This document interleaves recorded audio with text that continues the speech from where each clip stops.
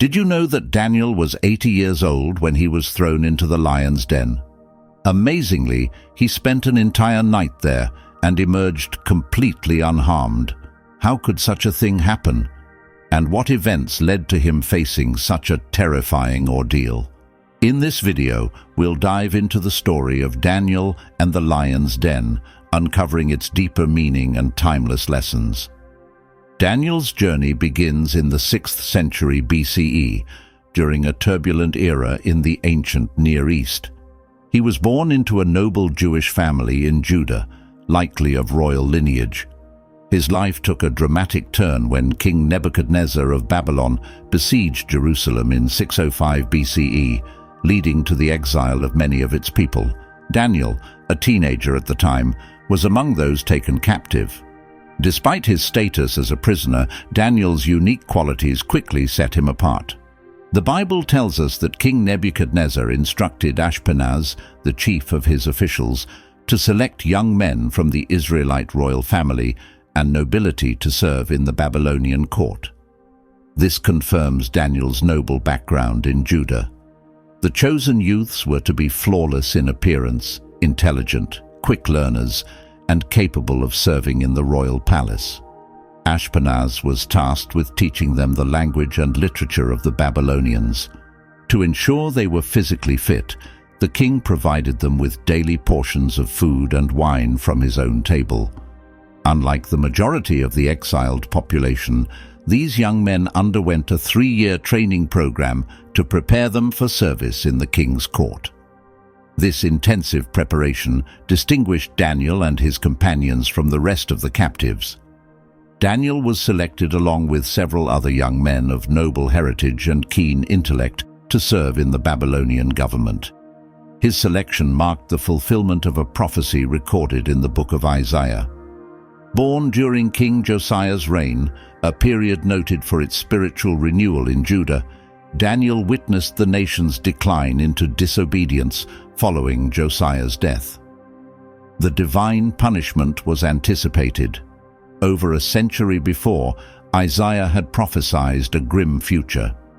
"Behold, the days are coming when everything in your house and that which your forefathers have stored up until today will be taken to Babylon. Nothing will remain.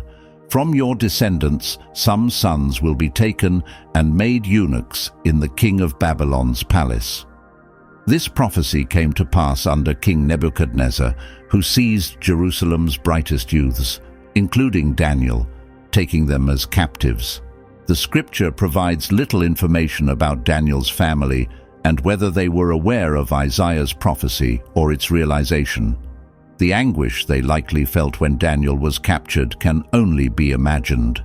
Consider the impact of Nebuchadnezzar's actions beyond the human toll. He also aimed to establish the supremacy of his God over the Israelites by confiscating their sacred items and placing them in a Babylonian temple, a symbolic act to demonstrate that his deity was superior to theirs. At this time, the God of Israel needed to affirm his power. Daniel, together with his companions Hananiah, Mishael, and Azariah, who were subsequently renamed Shadrach, Meshach, and Abednego by the Babylonians, were subjected to a 3-year intensive training program. One might expect complete submission from captives who had been integrated into the king's service. Yet, Daniel set himself apart by deciding not to partake in the royal cuisine provided to the king's select group. Scripture notes that Daniel made a firm decision to avoid defiling himself with the king's food and wine, seeking permission from the chief official to abstain.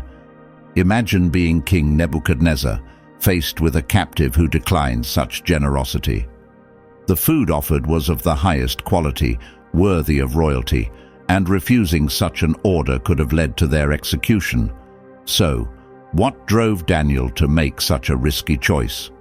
Several reasons might explain his decision. Firstly, some of the dishes could have included items deemed unclean by Jewish dietary laws outlined in Leviticus 11, such as pork or horse meat, both of which were likely consumed in Babylon. Furthermore, Daniel declined the king's wine, which, although not explicitly forbidden, might have been used in offerings to Babylonian gods, or perhaps Daniel had committed to a Nazirite vow, refraining from wine. Another significant reason could be the Jewish prohibition against consuming meat offered to idols, a guideline that has historically been problematic for Jews living away from their homeland, and later became a contentious issue in the early Christian communities led by Apostle Paul. Nevertheless, the issue of eating such food was not widely problematic in Old Testament times. A more convincing explanation is that Daniel perceived consuming the king's food as an acceptance of his patronage and friendship. Sharing a meal is traditionally seen as committing to a relationship. King Jehoiakim, by accepting the king's provisions, signaled his allegiance to Babylon. Similarly, a warning in Daniel 11:26 cautions against trusting anyone who partakes in the luxurious food offered by a future king. While Daniel did not reject the training or even the Babylonian names assigned to them, he firmly drew the line at consuming the king's food, as it symbolized a public acknowledgement of reliance on the king. Daniel's trust was placed not in King Nebuchadnezzar, but solely in God. Thus, he resolved not to partake in the royal meals. He determined within himself to make the right choice. Once decided, his resolve was unshakable. His alternative was to sustain himself with vegetables and water, thus avoiding any defilement, opting for a diet of greens and seeds. The officer in charge of their training was skeptical of Daniel's dietary choice, fearing it would leave them physically inferior to the others, which could potentially endanger his own position. He expressed his concerns. "I fear the king who has specified your diet. What if he sees you appearing less robust than your peers? It would be my head at risk because of this." In response, Daniel suggested a trial period. "Please test us for 10 days with a diet of only vegetables and water. Afterward, assess our condition compared to those eating the king's food, and then decide how you treat us based on our appearance." Reluctantly, the official agreed and set the test for 10 days. After the 10-day trial, Daniel and his friends appeared healthier and better nourished than their peers who consumed the royal diet. Consequently, the guard replaced their diet of royal food and wine with vegetables. These 4 young men were bestowed with exceptional knowledge and understanding of all forms of literature and learning by God. Daniel, in particular, was endowed with the ability to interpret visions and dreams. When the period designated by the king for their training concluded, they were presented to King Nebuchadnezzar by the chief official. Upon interacting with them, the king found none to match Daniel, Hananiah, Mishael, and Azariah in wisdom and understanding.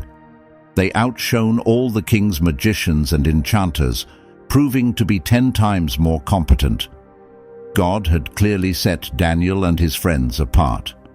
Daniel went on to serve not only under Nebuchadnezzar, but also under his successor Belshazzar, and later under kings Darius and Cyrus, remaining in Babylon until the first year of King Cyrus's reign.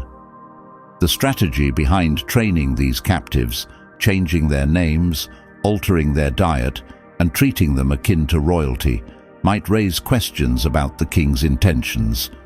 Why risk elevating captives who could potentially betray him and destabilize his reign from within? The answer lies in the Babylonian approach to governance, a methodical indoctrination designed to sever these young men from their Hebrew roots and allegiance to their God, thereby fully integrating them into Babylonian culture and loyalty to the monarchy.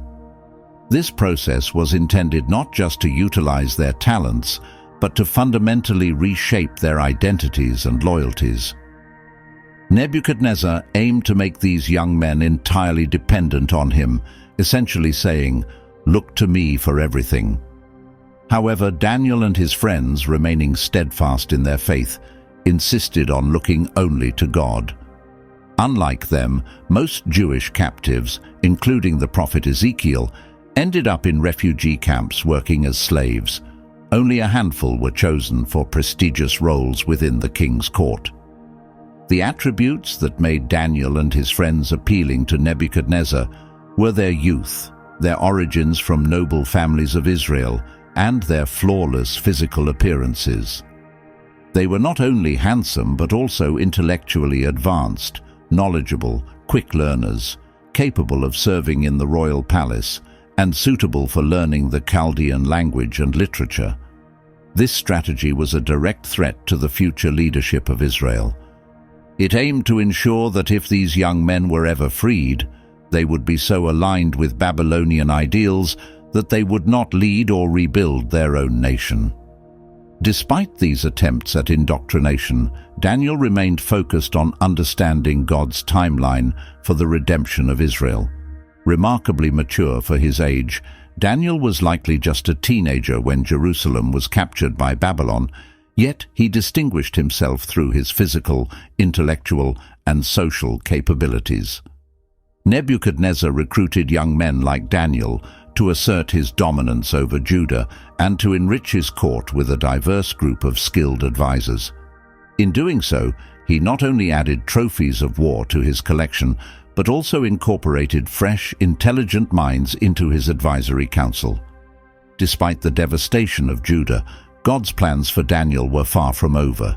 His extraordinary talents quickly elevated him within the Babylonian hierarchy. Daniel's remarkable gift for interpreting dreams and visions soon became widely recognized, significantly enhancing his reputation at court. This unique ability first proved crucial when King Nebuchadnezzar experienced a deeply troubling dream, which he could neither recall nor interpret upon waking. In his quest for understanding, the king summoned his circle of magicians and enchanters, demanding not only the interpretation of the dream, but also its recitation, tasks that were, of course, impossible for anyone who had not seen the dream themselves. Nebuchadnezzar's frustration with his council's inability to fulfill his command led to a fierce decree that threatened the lives of all the wise men in Babylon, including Daniel.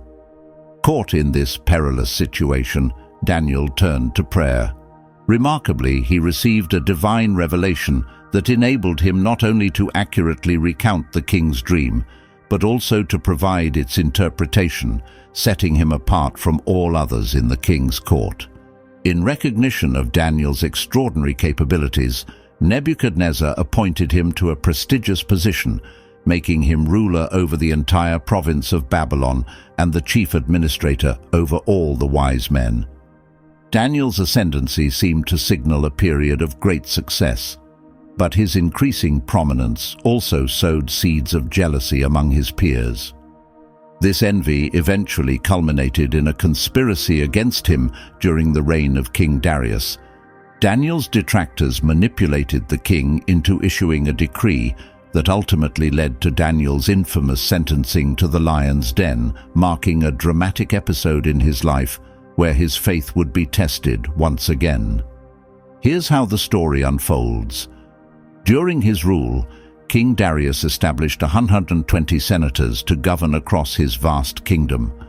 At that time, Babylon was the largest city globally, spanning 2,200 acres and boasting a population of over 200,000, making it the first city to ever reach such a figure. These senators served as governors, implementing the king's directives throughout Babylon. King Darius also appointed 3 chief administrators to oversee these governors, among whom Daniel was notable. The governors were accountable to these administrators, and Daniel quickly set himself apart with his exemplary qualities, so much so that the king considered appointing him over the entire realm. However, this potential promotion led to jealousy among the other administrators and governors. They scrutinized Daniel's governance to find any fault to use against him, but their efforts were in vain.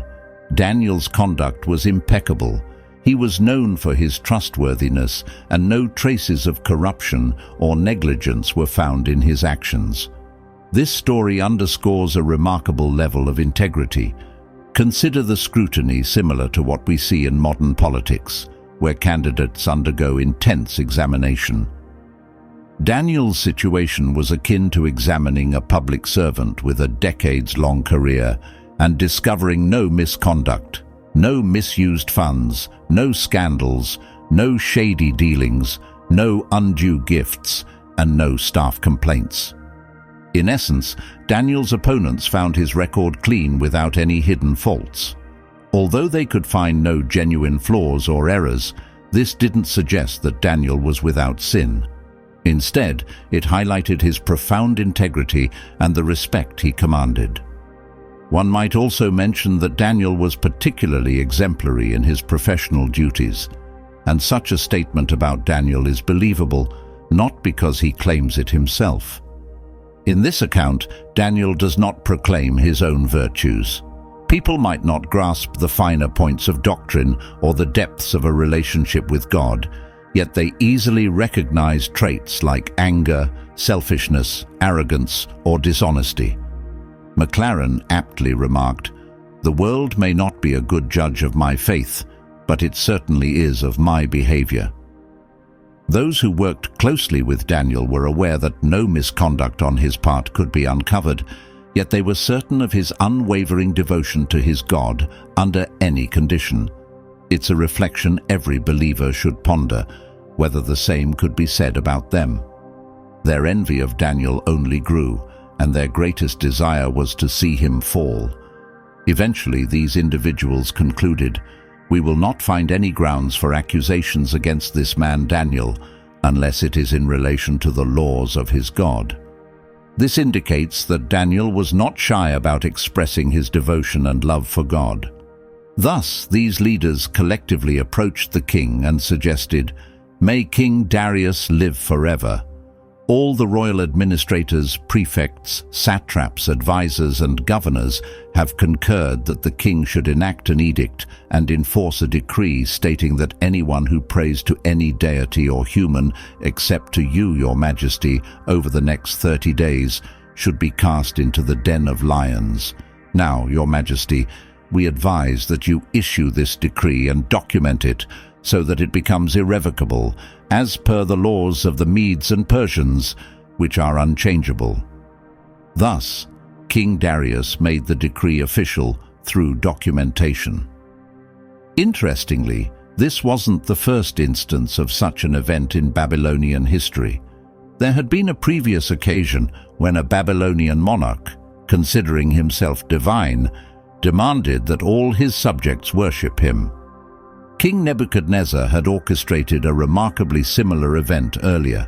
He commissioned a massive statue of gold measuring 60 cubits tall and 6 cubits wide, and installed it on the plains of Dura within the Babylon province. He then called upon all regional officials to attend this statue's inauguration. A proclamation was made to all people and nations in every tongue. At the sound of the horn, flute, and all forms of music, you must bow down and worship the golden statue set up by King Nebuchadnezzar. Anyone who fails to bow and worship will be thrown immediately into a fiery furnace. Daniel and his friends, having survived such a furnace by a miraculous event, prepared Daniel for the challenges he would face under King Darius's rule. When Daniel heard about the newly issued decree during Darius's reign, he continued his usual practice without interruption. He returned to his room where the windows opened towards Jerusalem, knelt 3 times a day, and prayed with gratitude to his God, maintaining the ritual he had always followed. You might be curious about the specific nature of Daniel's prayer routine. Daniel's approach to prayer was marked by 6 distinct practices. First, he prayed in his upper room, a private space where his prayers were intended for God's ears alone, not for show. Second, he kept his windows open towards Jerusalem, symbolically facing the site of sacred sacrifice, honoring it even in its absence. Thirdly, Daniel adhered to scriptural traditions. Echoing the words from 1 Kings 8, He prayed towards Jerusalem and the temple, seeking God's attentive response to his and his people's supplications. Fourth, he knelt on his knees during prayer, a posture shared by revered figures such as Jesus, Stephen, Peter, Paul, and Luke, emphasizing humility and reverence. Fifth, Daniel prayed 3 times a day, recognizing the value of frequent heartfelt communication with God over sporadic mentions. His role as one of 3 principal administrators of a vast empire did not deter him from dedicating time to prayer. Sixth, his prayers were infused with gratitude, reflecting his deep appreciation and acknowledgement of God's provision and grace. Spurgeon famously noted that prayer and praise are inseparable, suggesting they ascend together to heaven like twin angels or kindred spirits reaching for divine acknowledgement. Despite Daniel's noble commitment to his faith and prayerful practice, he inadvertently walked into the conspiracy hatched against him. Upon discovering Daniel in prayer, the conspirators approached King Darius, reminding him of his decree against praying to any deity or human other than himself within 30 days. When the king confirmed the decree's irrevocability, they accused Daniel of ignoring both the royal command and the king himself, highlighting that he was among the captives from Judah, thus challenging the decree directly. He continued his thrice daily prayers. Hearing this, the king was deeply troubled. He was intent on saving Daniel and strived until dusk to do so. Notably, Daniel did not alter his habits due to the decree. His prayer routine remained consistent, neither increased nor decreased. He maintained his disciplined prayer life. Both reducing and increasing his prayers would pose risks, the former a compromise, the latter a display of arrogance. Daniel's actions were not those of someone seeking martyrdom, but rather the ongoing dedication to a life marked by steadfast ministry and prayer. Daniel was falsely accused of disregarding the king, which was untrue. His intent was not to disrespect the king, but to honor God above all. There is much to admire about King Darius, particularly his self-awareness and disappointment in himself. Instead of pointing fingers at others, he recognized his own mistakes. He clearly wasn't pleased with those who opposed Daniel, yet he accepted his own responsibility.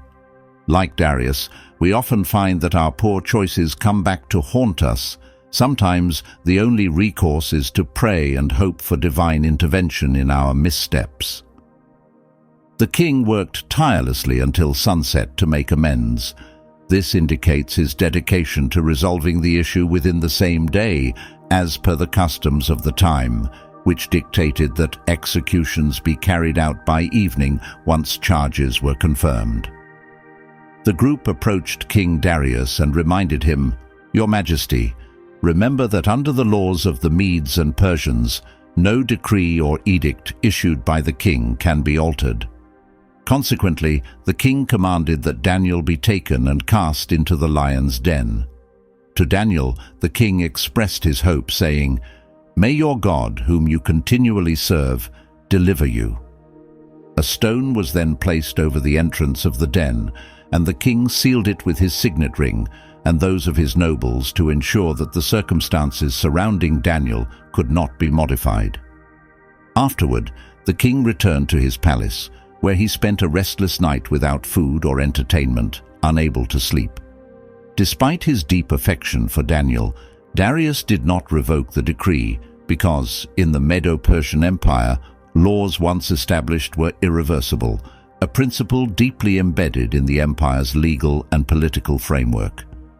Compelled by the irrevocable law he had endorsed, Darius, though reluctantly, had to enforce the punishment on Daniel. Nonetheless, he held on to hope that Daniel's God would safeguard him. Miraculously, Daniel was eventually spared from harm among the lions. Historical context places Daniel's age at around 70 to 80 years during this ordeal, a calculation based on the timelines of various Babylonian kings' reigns. It is documented that King Nebuchadnezzar was active in Jerusalem around 604 to 605 BC, during which time he imposed tributes on the Jews of Jerusalem. Daniel was captured and taken as part of this tribute. Being under 20 years old at the time, as was typical for youths taken to be indoctrinated in Babylonian customs, Daniel was trained in their traditions. If we know the year Daniel arrived in Babylon and his age at that time, we can trace other significant moments in his life by aligning them with historical events. For instance, the Bible records that King Belshazzar was killed and succeeded by King Darius, who appointed Daniel as the chief of his advisors. Historical records identify this transition as occurring around 539 or 538 BC, placing Daniel between the ages of 65 to 70 at that time. This period also coincides with the incident of Daniel being thrown into the lion's den, and he is believed to have lived approximately 15 more years after this event, suggesting he was about 80 to 85 years old at his death. It's noteworthy that King Darius himself sealed the den, possibly as much to protect Daniel from external interference as to prevent his rescue, given Daniel's formidable adversaries, who might have sought to harm him if the lions did not. Daniel likely experienced a more peaceful night than Darius did, considering his consistent habit of prayer. His routine of praying 3 times a day meant he didn't need to start praying only because he faced danger. Such spiritual practices were deeply embedded in his life. At the first light of dawn, an anxious King Darius rushed to the lion's den and called out to Daniel, asking if his God had managed to save him from the lions. Daniel responded affirmatively, telling the king, "May you live forever. My God sent his angel who closed the lions' mouths, and they have not harmed me, for I was found innocent before him. Also, I have done no wrong before you, your majesty." Overjoyed by this news, the king ordered that Daniel be lifted from the den, and remarkably, no injury was found on him, testament to his faith in his God. At King Darius's order, the men who had deceitfully accused Daniel were taken and thrown into the lion's den, along with their families. The lions attacked them before they even touched the den's floor, breaking their bones. Given Darius's sleeplessness, he was up and ready at the first hint of dawn, eager to discover Daniel's fate. Upon hearing Daniel's voice, Darius was reassured of his survival. The lions had neither the will nor the ability to harm this man of God. Whether Daniel physically saw an angel is unknown, but he was certain of divine intervention. The scripture in Hebrews 1:14 describes angels as ministering spirits sent to aid those destined for salvation, affirming that an angel was dispatched to meet Daniel's needs during this ordeal. Daniel's survival was not merely due to his righteous stance or unjust accusations, but hinged on his unwavering faith in God, even under dire circumstances. His profound faith is celebrated in the book of Hebrews as an example of faith that can quell the threats of lions.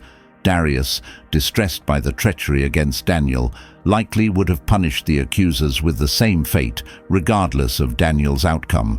The swift and fatal demise of the accusers before they reached the den's floor starkly demonstrated that Daniel's protection was of a supernatural nature, highlighting that there was no ordinary reason for the lions' refusal to harm him. Thus, the accusers met their end by the very danger they had intended for Daniel.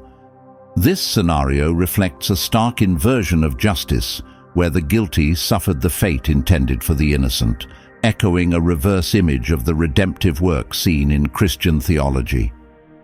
Following these events, King Darius issued a proclamation to every nation and language across the earth, expressing his desire for their prosperity and decreeing that all within his realm should honor and fear the God of Daniel.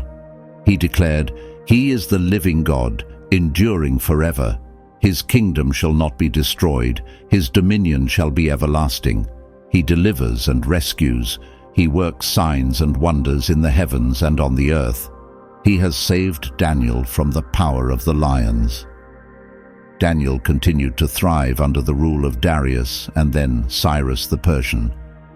His life exemplifies the capacity to adapt to varying circumstances, particularly in the context of the diaspora. Daniel's story teaches principles of adaptation and resistance within foreign cultures, advocating for the well-being of the cities in which one resides, while firmly adhering to certain immutable traditions. This narrative holds significant relevance for contemporary Christians, particularly those residing in non-Christian or anti-Christian environments. The story underscores the importance of steadfastness in faith and reliance on God's faithfulness despite adversities. This narrative teaches us that placing our trust in God's loyalty and adhering to His path is essential, regardless of the circumstances. Daniel serves as a precursor to Christ within the Old Testament. As a righteous figure from the Scriptures, he prefigures the arrival of the Messiah. Daniel is described as without fault, mirroring the sinlessness of Jesus. In the extraordinary event at the lion's den, Daniel's ordeal reflects Jesus' trial under Pontius Pilate, and Daniel's miraculous deliverance from certain death parallels Jesus' assured resurrection. This account of Daniel in the lion's den offers numerous teachings packed into this video. Which aspect resonates most with you? What elements of this story do you find most compelling? If this video was helpful, please feel free to like and share your thoughts in the comments below. Don't forget to subscribe for more inspiring content. You can also explore other videos on this screen to deepen your understanding of the Scriptures. Thank you for tuning in, and may God bless and lead you throughout your day.